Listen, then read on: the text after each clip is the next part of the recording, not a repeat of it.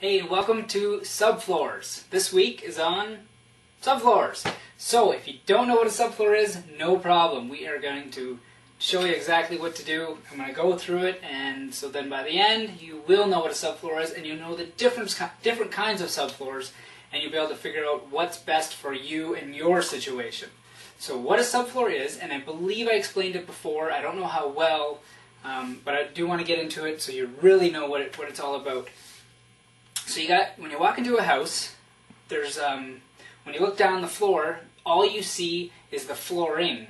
People will call it flooring, whether it be ceramic tile, vinyl tile, carpet, hardwood. All those are just flooring. That's the pretty stuff. Underneath that is what's called the subfloor. That's the floor that holds things together.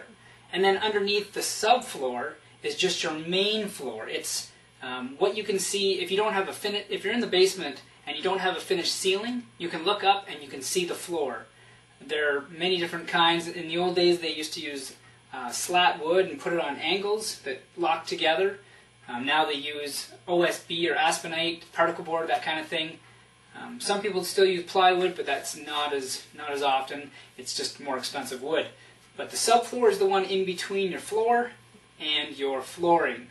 And that's what we're going to talk about today. That's the one that you have to worry about to make sure it's done right, done solid, and done well. One thing about subfloor, like I showed you the other week on my kitchen, it can make or break a job. If you don't have your subfloor right, tight, good for the right situation, it can really do damage, and in the future you'll see cracks and all those other problems. Now, I don't want to scare you and make it seem like this is something I can't do. Don't worry, you can do it as long as you just follow the simple steps and go through it, and once you're informed, then from there it'll just be easy. Alright, so the first subfloor we're going to talk about is plywood. If you already have wood on your floor, it doesn't mean, oh good, I have plywood and I'm done. You have to add plywood on top.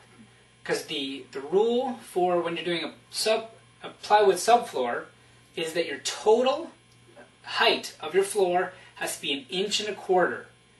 And that is from the bottom of your floor. So the hardest part is knowing how thick your floor is. Most of the times they're around 3/4. But hopefully you can figure that out. If not, just go out and make sure you get a 3/4 inch plywood, nice and thick, and then you should be all right with that. To get that 1.25 inches. So if you have a 3/4 inch plywood, all you need is a 1/2 inch flooring, and you'll definitely have that. So that's the safest way to go if you're not sure.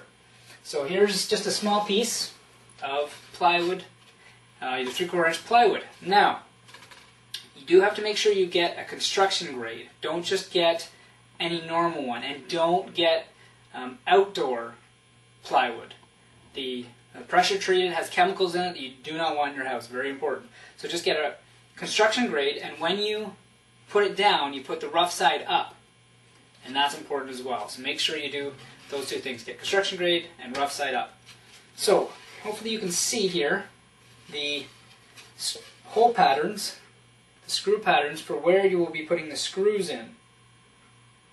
So all these marks, I just marked out with a pencil just to give you an idea. So if you'd have this kind of layout, you'll notice along the edges they're really tight together. Now if this piece was bigger, your distance between them would be, the distance from the outside are 4 inches, and the ones from the middle are 8 inches apart. So just remember those two numbers. 4 inches around the outside, any outside, whether it be up one side, down the other, and then 8 inches in between. So you end up with a grid pattern, basically. And the easiest way to do it, I find, is to mark it out as opposed to just guessing. Because guessing, chances are you'll be either too far apart, too close, waste too many and too much time. So one of the easiest ways is just to snap lines in your 4 inches and your 8 inches. And that's what I find works the best. You can do it however you want. For this particular one, I just measured out and marked it on the wood.